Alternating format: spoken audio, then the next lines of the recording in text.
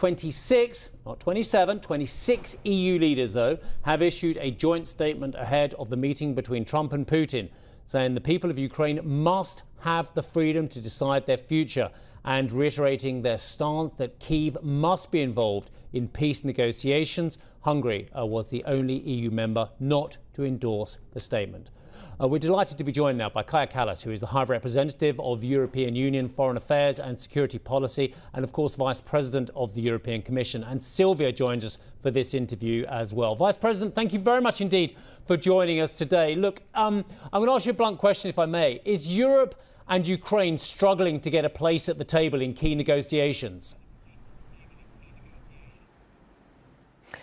Well, in order to have any deal implemented, you need Europe and you need Ukraine. So it is clear that Putin is just pretending to negotiate. Otherwise, it would have Ukraine around that table. He just wants to postpone the sanctions, and that's why he's playing this game.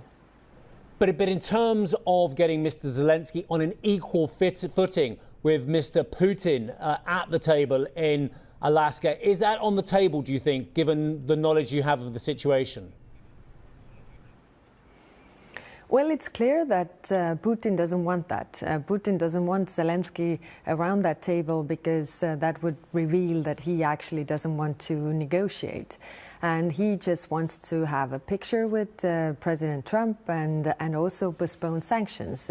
Just to recall that there was a threat hanging that U.S. will put sanctions on Russia. Now it is postponed. They will sit down. But in order to have actual negotiations, you need Ukraine, because Ukraine needs to agree to any kind of deal. You just can't do it behind Ukraine's back. If you do it, then the deal is not implemented.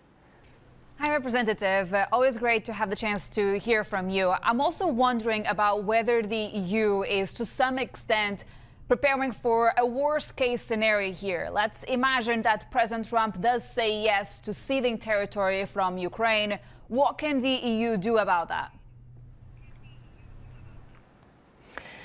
Well, of course, the question is, how would that work in practice? Like, really, if Ukraine doesn't agree to this, then how would it really work? It is clear that Putin just wants some concessions, and they haven't done any concessions on their side. Before territories, we should talk about ceasefire. Just to recall that Ukraine agreed to unconditional ceasefire already 5 months ago, and since then, Putin and Kremlin, Russia has just been playing games. So we should really put the pressure on Russia so that they would also want peace, like the United States and Europe and Ukraine want peace. I also have to ask you, High Representative, about the fact that earlier this morning we got a new statement from 26 leaders of the EU, not 27. You said yesterday that you will be starting work on the 19th package of sanctions against Russia. Are you concerned that you might not be able to approve those, given that Hungary has not signed this statement as well with the other leaders? Well, Hungary is of a different position and has been for a very long time. We definitely also need to discuss our working methods, because this is crucial time for Europe. It is crucial time for our security, and we need to be able to adopt decisions. We have been able to adopt decisions so far, but it's, of course, increasingly more difficult. Vice President, let me just jump in and ask you about the defence capabilities of Europe. There's no doubt that there's been a stepped-up commitment and the wheels are in motion for greater defence across Europe. But what are truly the capabilities here? If we see any shift from the White House in terms of its backing for Ukraine, to what extent could Europe step up and fulfil its obligations to Ukraine and go it alone?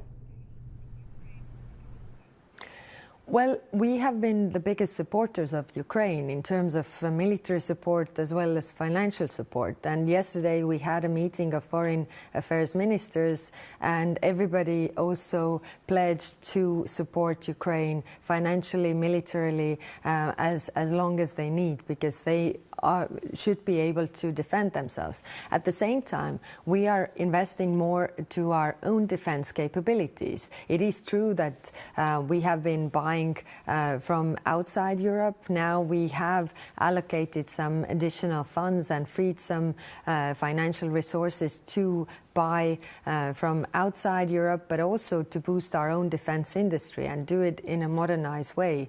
Of course, it doesn't happen overnight, but still we are making huge efforts. And I think what is important is that all the member states have understood the urgency of those steps. High Commissioner, you said last night that you fully support an end to the war in a way that doesn't leave a backdoor open for Russia to re-enter and restart its aggression. What would that entail, and where is there scope for compromise here?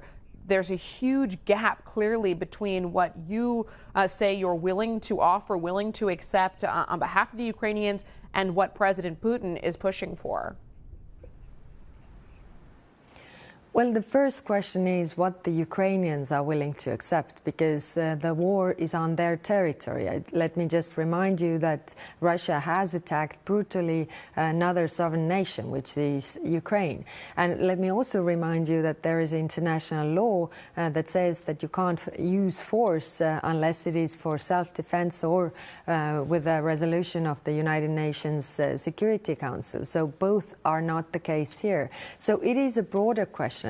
And of course, all the concessions that Ukraine is willing to make, they have to decide themselves. But still, I want to emphasize that we are in this position where there's one aggressor and one victim. We should put all the pressure on the aggressor to stop this war. Russia could stop this war today. Just stop bombing the civilians and civilian infrastructure, and the war would be over. But they haven't really changed their goals. They want to move forward, and this is dangerous for everybody, not only for Ukraine, but for European security at the larger scale.